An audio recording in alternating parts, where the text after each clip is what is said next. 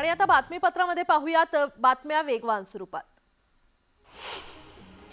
महाराष्ट्र राज्य मागासवर्ग आयोगाची आज पुण्यात महत्त्वाची बैठक पार पडणार आहे आणि या बैठकीमध्ये मराठा आरक्षणाच्या सर्वेक्षणाच्या कामकाजाचा आढावा घेतला जाणार आहे। सध्या गोखले इन्स्टिट्यूटकडे आरक्षणाच्या सर्वेक्षणाचं काम सोपवलंय, तर मागासवर्ग आयोगाच्या बैठकीत आयोगाच्या कामकाजात वाढता शासकीय हस्तक्षेप आणि मागास प्रवर्गातील जातींच्या हक्कावर होणारे परिणाम यासह विविध विषयांवर चर्चा करण्यात येणार आहे।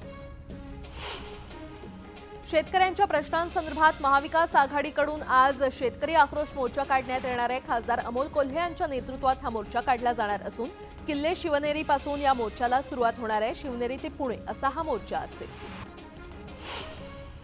नांदेड जिल्ह्यातील अनेक मोठे नेते भाजपच्या संपर्कात आहेत असा दावा भाजप प्रदेशाध्यक्ष चंद्रशेखर बावनकुळे यांनी केलाय, पण अशोक चव्हाणांच्या आम्ही संपर्कात नाहीत असं म्हणत त्यांनी चर्चांना पूर्णविराम दिलाय। कोणताही सर्वे आला तरी राज्यात भाजप आणि महायुती लोकसभेच्या 45 जागा जिंकेल। लोकसभा निवडणुकीमध्ये भाजपला स्पष्ट बहुमत मिळेल असा विश्वास केंद्रीय अर्थ राज्यमंत्री भागवत कराड यांनी व्यक्त केलाय। तसंच पक्षाने आपल्याला लोकसभा निवडणूक लढवण्यास सांगितल्यावर आपण संभाजीनगरची निवडणूक लढवणार का असा प्रश्न विचारला असता याबाबत पक्ष निर्णय घेईल असं म्हणत आपली बाजू त्यांनी मांडली। आगामी निवडणुकांसाठी सर्वच पक्ष तयारीला लागले आहेत। काही ठिकाणी पक्ष नेतृत्वाने उमेदवारांची चाचपणी करून उमेदवार निश्चित केल्याच्या चर्चा आहेत। त्यामुळे पक्षात उभी फूट पडल्यानंतर आगामी निवडणुकांची रणनीती ठरवण्यासाठी राष्ट्रवादी काँग्रेसचे अध्यक्ष शरद पवार स्वतः मैदानात उतरलेत। दुपारी 4 वाजता शरद पवार गटाच्या पदाधिकाऱ्यांची बैठक होणार आहे। आगामी निवडणुकांच्या पार्श्वभूमीवर ठाकरे गट ॲक्शन मोडवर आलेला आहे। ठाकरे गटाकडून बैठकांचं सत्र सुरू आहे। आज मातोश्रीवर दुपारी ठाकरे गटाची बैठक होणार असून या बैठकीमध्ये लोकसभा निवडणुकीबाबत चर्चा होण्याची शक्यता वर्तवली जाते। सुनील केदार यांनी नागपूर सत्र न्यायालयामध्ये जामिनासाठी अर्ज केलाय। मंगळवारी सत्र न्यायालयामध्ये या प्रकरणी सुनावणी झाली आणि 2.5 तास दोन्ही पक्षाचा युक्तिवाद ऐकल्यावर न्यायालयाने निर्णय आजपर्यंत पुढे ढकलला। सुनील केदार यांच्यासह 6 आरोपींना ट्रायल कोर्टाने शुक्रवारी 5 वर्ष शिक्षा आणि 12 लाख रुपयांचा दंड ठोठावला होता। केदार यांनी शिक्षेला स्थगिती देण्यासाठी अर्ज केला होता। दापोलीतील साई रिसॉर्ट प्रकरणी अटकेत असलेल्या व्यावसायिक सदानंद कदम यांनी कोर्टात धाव घेतली। जामीन नाकारण्याच्या विशेष पीएमएलए कोर्टाच्या निर्णयाला कदम यांनी आव्हान दिले। त्यांनी केलेल्या याचिकेवर आज सुनावणी पार पडणार आहे। नाशिकच्या त्र्यंबकेश्वरमधील 45 व्यावसायिकांनी मुंबई उच्च न्यायालयामध्ये धाव घेतली। व्यावसायिकांनी केलेलं व्यावसायिक बांधकाम हे अतिक्रमण असल्याचा आक्षेप एनएमआरडीएनं घेतलेला आहे आणि एनएमआरडीएनं दिलेल्या नोटीसविरोधात दाखल याचिकेवर हायकोर्टात तातडीची सुनावणी होणार आहे। मानधनवाढीच्या मागणीला घेऊन धाराशिवमधील 4000 अंगणवाडी सेविकांनी संप पुकारलाय। गेल्या 23 दिवसांपासून अंगणवाडी सेविकांचा हा संप सुरू आहे। अधिवेशनाच्या काळात राज्य सरकारने अंगणवाडी कर्मचाऱ्यांना काही आश्वासनं दिली होती आणि त्यावेळी संप मिटल्याच्या घोषणा देखील केल्या होत्या। मात्र या मागण्या अंगणवाडी सेविकांना मान्य नसल्याने सेविकांनी आपला संप कायम ठेवलाय। कांद्याला एकेरी 15 रुपये किलोचा भाव आल्याने उत्पादन खर्च 50,000 आल्याने कांदा उत्पादक शेतकरी पुन्हा अडचणीत सापडला आणि त्यामुळे आता या कांद्याचं करायचं काय असा प्रश्न शेतकऱ्याला पडलाय।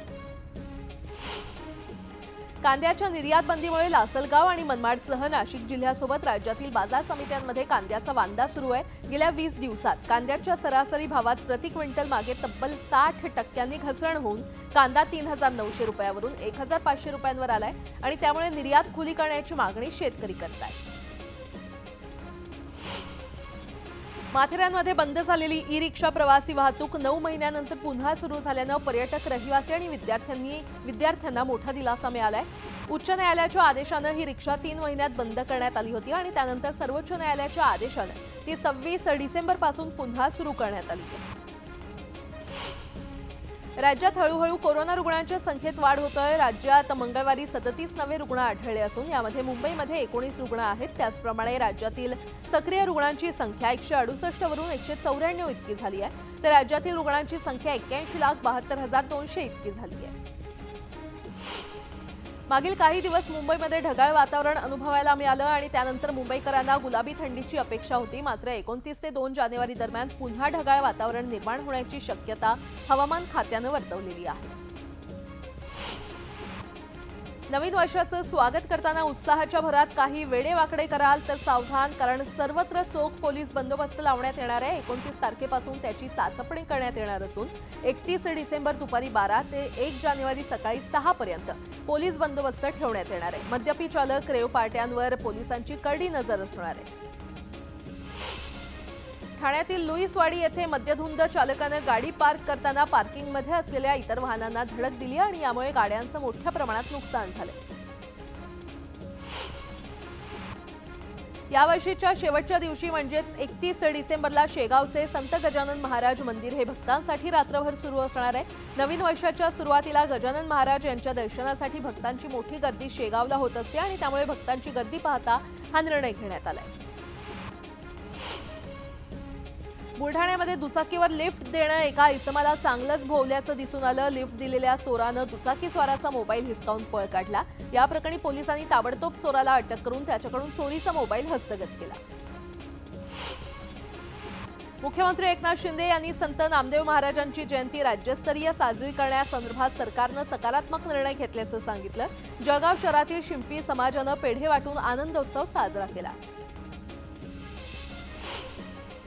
जळगावातील प्रभू श्रीराम मंदिर लोकोत्सव समितीतर्फे भव्य कलश यात्रेचं आयोजन करण्यात आलं। यावेळी रायसोनी नगर, मोहाडी रोड या परिसरातून कलश यात्रा जळगाव शहरातील विविध मार्गातून मार्गस्थ झाली।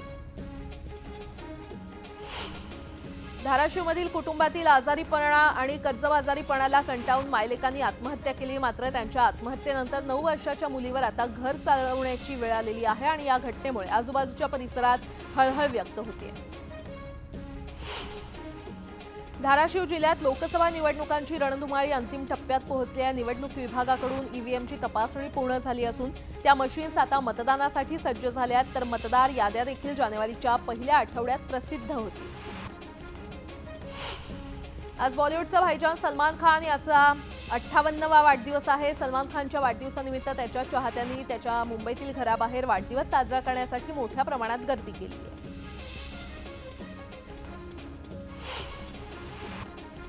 राज्यात दत्त जयंती उत्सव उत्साहात साजरा करण्यात आलाय। दत्त जयंतीनिमित्त मुख्यमंत्री एकनाथ शिंदे यांनी ठाण्यात विविध भागात भेट दिली। दत्तकृपेनंच राज्याचा मुख्यमंत्री झाल्याची प्रतिक्रिया त्यांनी दिली आहे।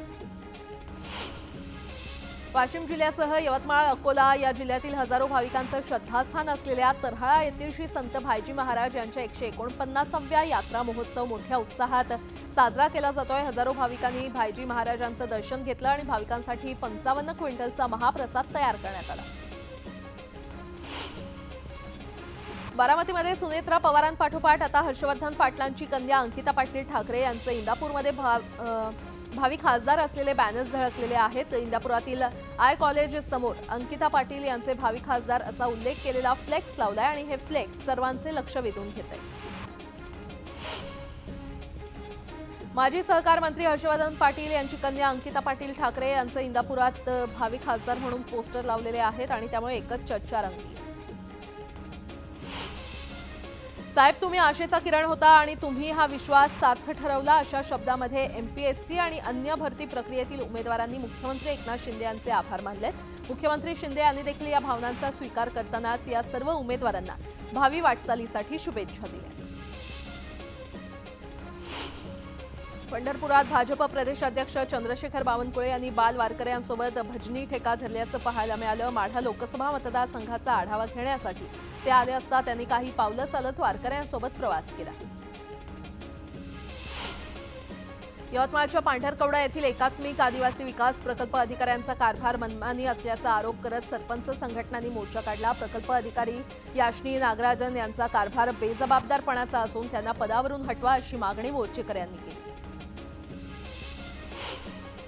67व्या राष्ट्रीय शालेय मैदानी क्रीडा स्पर्धेच्या आयोजनासाठी चंद्रपूर शहरालगतच्या बल्लारपूर तालुका क्रीडा संकुलात तयारी पूर्ण झाली आहे। बुधवारी मुख्यमंत्री आणि 2 उपमुख्यमंत्री यांच्या हस्ते स्पर्धेचं उद्घाटन होणार आहे। देशभरातून सुमारे 2000 खेळाडू यासाठी स्पर्धास्थळी दाखल झाले।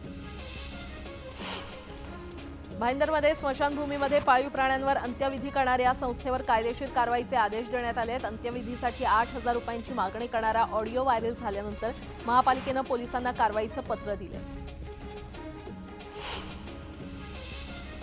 हिंगोली शहरामध्ये काँग्रेस पक्षाच्या कार्यकर्त्यांची बैठक पार पडली। काँग्रेस पक्षाच्या स्थापना दिनानिमित्त नागपुरात महारॅलीचं आयोजन करण्यात आलं आणि या कार्यक्रमाला जिल्हाभरातून काँग्रेसचे कार्यकर्ते जाणार असून त्याच्या नियोजनासाठी ही बैठक आयोजित करण्यात आली होती। जात वैधता प्रमाणपत्राची मागणी करत अमरावतीमध्ये आदिवासी महादेव कोळी जमातीचं आंदोलक गेल्या 22 दिवसांपासून आमरण उपोषण करतायत। प्रशासनानं त्यांची कोणतीही दखल न घेतल्यानं या उपोषणकर्ते विभागीय आयुक्त कार्यालयाच्या इमारतीवर चढून त्यांनी आंदोलन केलं। लातूर जिल्ह्यातल्या भादा पोलीस ठाण्याच्या 2 पोलीस कर्मचाऱ्यांनी एका कला केंद्रावर दारू पिऊन गोंधळ घातला होता। या घटनेचा व्हिडिओ व्हायरल झाल्यानंतर दोन्ही पोलीस कर्मचाऱ्यांवर निलंबनाची कारवाई करण्यात आली आहे। कल्याणमध्ये एका घरातील फ्रीजनं पेट घेतल्यानं घराला आग लागल्याची घटना घडलेली आहे। शॉर्ट सर्किटनं ही आग लागल्याची माहिती मिळते। घरात कुणीही राहत नसल्यानं मोठी दुर्घटना टळली। पत्र्याच्या झोपडीला अचानक लागलेल्या आगीमध्ये 65 वर्षीय अंधवृद्धाचा होरपळून मृत्यू झाल्याची घटना बीडच्या आलापूरमध्ये घडलेली आहे। घराला आग नेमकी लागली कशी याचा तपास पोलीस करतायत। जळगावच्या चाळीसगावमध्ये अश्लील चाळे चालणाऱ्या कॅफेमध्ये आमदार मंगेश चव्हाण यांनी तोडफोड केली। पोलिसांसह या कॅफेवर छापा टाकत ही कारवाई करण्यात आली। वसई पश्चिमेकडील नीलम पंजाब हॉटेलच्या किचनमध्ये भीषण आग लागल्याची घटना घडली। यात हे किचन जळून खाक झालं। शॉर्ट सर्किटनं ही आग लागल्याचा अंदाज वर्तवण्यात आला।